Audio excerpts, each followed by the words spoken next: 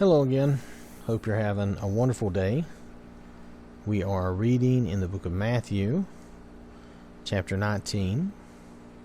We're reading for the context of what is happening, to understand what is happening, to understand what is being said, and to apply that to us. So, again, this is the book of Matthew, and this is chapter 19. And let's see, I'm going to read down through the first 12 verses. And let's see, we need to know that in the previous chapter, Jesus had just spoken to the disciples and was teaching them about forgiving one another, forgiving each other, and not being unforgiving as the servant in that parable had been. So, like I said, the book of Matthew, chapter 19, verse 1 through 12. Pardon me. Now, when Jesus had finished these sayings, he went away from Galilee and entered the region of Judea beyond the Jordan, and large crowds followed him, and he healed them there.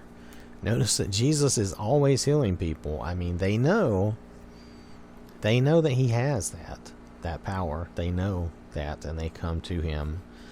And it doesn't say he turns them away or says no. No, he heals them. And Pharisees came up to him and tested him by asking, "Is it lawful to divorce one's wife for any cause?" Now they're always trying. The Pharisees, they're always trying to trick Jesus, and they just are never successful. So let's start with verse 4. He answered, "Have you not read that he who created them from the beginning made them male and female, and said, 'Therefore a man shall leave his father and his mother, and hold fast to his wife, and they shall become one flesh'? So they are no longer two, but one flesh. What therefore God has joined together, let not man separate." Therefore, Jesus is saying that, we should not be divorcing, And I know that a lot of us are divorced, a lot of us have divorced, and I know that we can get forgiveness for that, and that, but we should really be, it's like any other mistake or bad thing that we do or have done. We can get forgiveness for it, but we should try not to do it to begin with, okay? That's all I'm getting at. I'm not putting anyone down. It happens to, things like this. A lot of us make bad decisions, poor decisions, make mistakes. I understand that. I have done that myself, so I'm not saying anything bad. So then, in chapter 7, this is the Pharisees. They said to him, "Why then did Moses command one to give a certificate of divorce and to send her away?" He said to them, now this is Jesus, verse 8, he said to them, "Because of your hardness of heart, Moses allowed you to divorce your wives, but from the beginning it was not so." So due to the hardness of heart, and that's why we have that problem still today, is we have a hardness of heart that unfortunately we have that, and we will have that sometimes with our spouses and with each other. We hurt each other's feelings. We do things that are maybe insensitive to each other. And over time, our hearts harden to one another. And I think that's the biggest reason for divorce. I'm not talking about extreme cases where there's actual real abuse and things like that. That happens, and that's another story. And Jesus does not want you trapped in that abuse, so there's nothing wrong with getting away from that. But he's talking about just normal, ordinary people here getting a divorce due to the hardness of their heart. So, verse 9, "And I say to you, whoever divorces his wife except for sexual immorality and marries another commits adultery." And then in verse 10, the disciples said to him, "If such is the case of a man with his wife, it is better not to marry." And they have a point. Okay, their thing is, wow, if it's that rough, if it's that tough, once I marry a woman, I have to stay with her forever because, maybe it's better not to marry.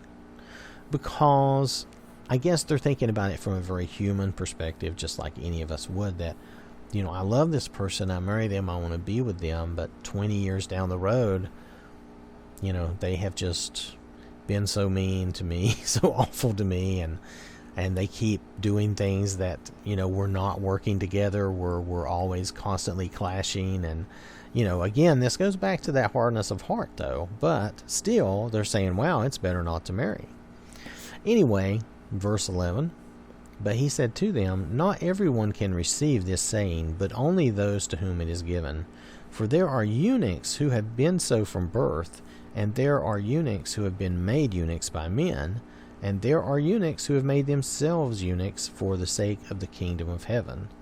Let the one who is able to receive this, receive it. And this is a hard saying for people, and this just means that there are some people who are not interested in being married, and they were that way from birth. And there are people who, especially back in these days, now you got to remember, this is back in the days of Rome, and they actually did make eunuchs back then. They would make their slaves eunuchs so they didn't have to worry about them doing anything. I know it's a horrible thought, but it's true. It's what they did. So some have been made eunuchs by men, and there are eunuchs who made themselves eunuchs for the sake of the kingdom of heaven, because they wanted to be pure.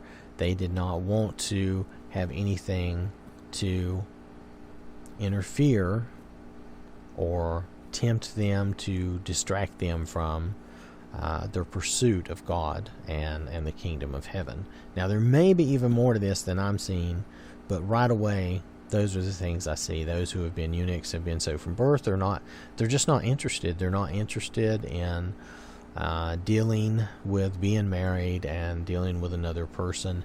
You could say maybe that I don't know. You could say whatever. I'm just gonna put it that way. They're just not interested. Maybe they're even physically unable for some reason. I don't know. I don't know of a lot of things like that, but that's possible. And then there are those who made themselves eunuchs for the kingdom of heaven, people who chose not to be married and decided to pursue God and the kingdom of heaven and not pursue marriage and not pursue a family.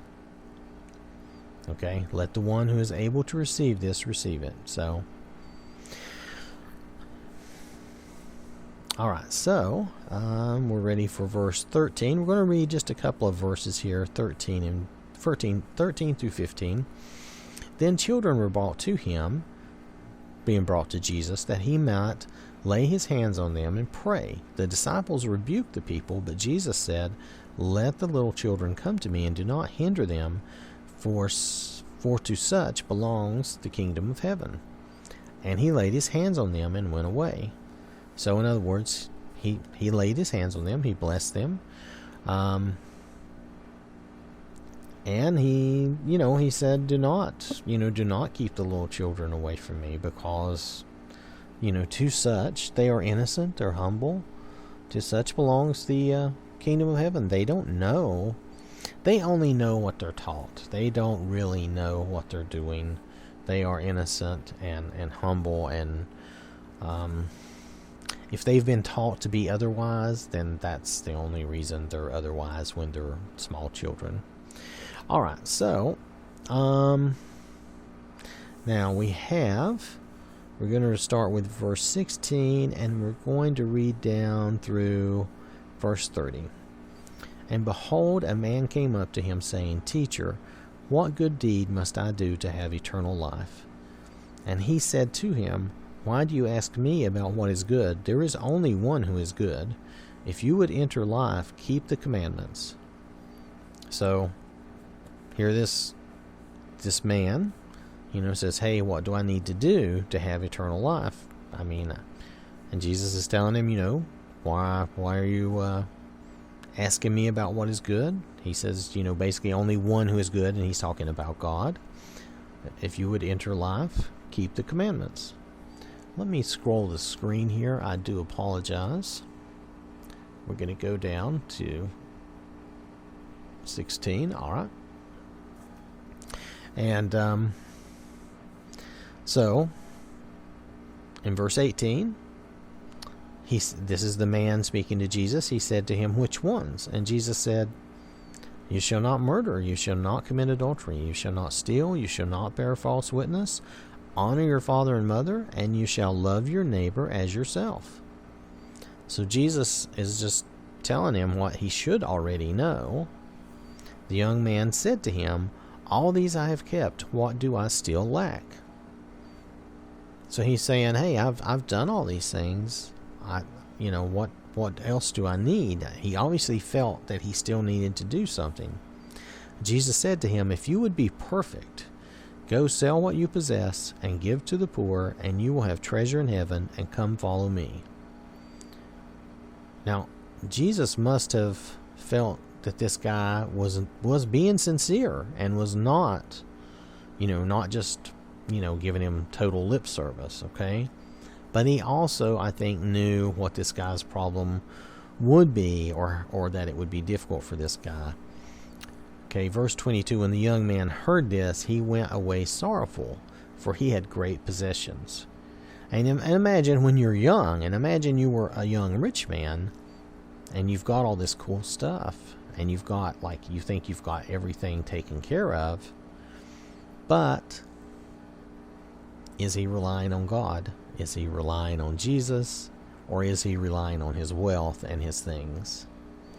It's not to say that he couldn't still be a good guy, good person, but what's he really relying on? What's he really believing in?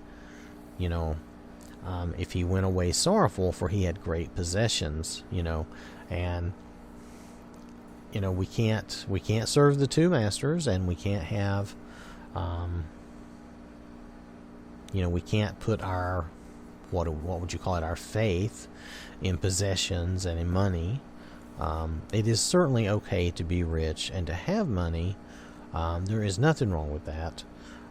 But Jesus realized, and maybe he wanted this guy to learn this lesson, that he needed to rely on God, and not rely on his money and his wealth and his things. So he said, if you would be perfect, go sell what you possess and give to the poor, and you will have treasure in heaven, and come follow me. He's trying to point him to the more important thing. And when the young man heard this, he went away sorrowful, for he had great possessions. That was a difficult spot for him.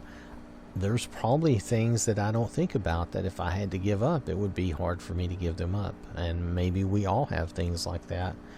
We have to examine ourselves every day and try not to let other things and other stuff come between us and God. Verse 23, and Jesus said to his disciples, truly I say to you, only with difficulty will a rich person enter the kingdom of heaven. Again I tell you, it is easier for a camel to go through the eye of a needle than for a rich person to enter the kingdom of God. Now, he didn't say it was impossible, because with God, all things are possible, okay? But he did say it's hard. He said it's hard. He said it's difficult. It's tough. I truly believe the only way is with God. I don't see any other way. You're going to have to believe in Jesus and walk with God and Jesus to get into heaven, especially if you're rich. I think, because otherwise, I know just me, myself, I think, especially when I was young, I would have been so tempted to just do what I wanted and believe that everything was right with the world because I had money and I had all I wanted. That's an if. I didn't have that. But if I had, I think that would have been a real temptation. That would have been hard for me to combat. And I would have had to have had Jesus and God to get through that and to not fall prey to those temptations of relying on everything else, relying on that money, that wealth, and loving those things more than the things of God. It would just be difficult. I know it would have been. I think I'm older now, and I think it would still be hard, but I don't think it would be impossible. I think once you're already established with the Lord and everything, I think your heart changes, and actually, I know your heart changes. It takes time, but your heart changes, and you see and look at things differently. So verse 25, when the disciples heard this, they were greatly astonished, saying, "Who then can be saved?" But Jesus looked at them and said, "With man this is impossible, but with God all things are possible." Okay, I didn't even need to talk. I should have just read down to here. But, and I think I remembered this was going to be said, and I kind of forgot for a minute. Then Peter said in reply, "See, we have left everything and followed you. What then will we have?" Jesus said to them, "Truly I say to you, in the new world, when the Son of Man will sit on his glorious throne, you who have followed me will also sit on 12 thrones, judging the 12 tribes of Israel. And everyone who has left houses, or brothers, or sisters, or father, or mother, or children, or lands, for my name's sake, will receive 100-fold, and will inherit eternal life. But many who are first will be last, and the last first." So, Peter, in a very normal human way, saying, "Well, we have left everything, and we follow you." And it didn't mean they had left their families and everything forever totally, but they were traveling. It's just like Jesus had said previously to the other guy about not having a place to stay because, we're traveling. This is our job. This is our ministry for God, and this is what we're doing. And here Peter's like, well, we've basically left everything, and we travel and do all this with you. We followed you. Then what will we have? And Jesus tells him that these 12, the 12 disciples, the 12 apostles, they will have their own thrones, and they will judge the 12 tribes of Israel. Now that's, to my knowledge, that has not occurred yet. That's in the future.